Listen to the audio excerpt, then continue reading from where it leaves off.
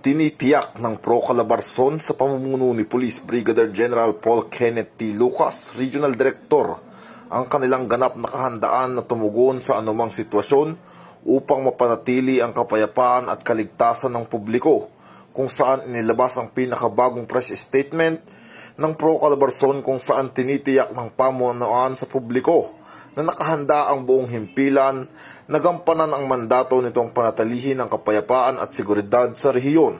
Naka-full alert na rin ang mga police units at mahigpit na nakikipag-ugnayan sa mga lokal na pamahalaan at iba pang ahensya upang matiyak na ang lahat ng aktibidad ay mananatiling mapayapa at hindi makakaapekto sa pang-araw-araw na pamumuhay ng mamamayan. Kasabay nito, nanawagan din ang Pro Calabarzon na gamitin ng responsable ang karapatan at mapayapang pagtitipon at isasagawa ito ng may paggalang sa kaayusan at kaligtasan ng lahat.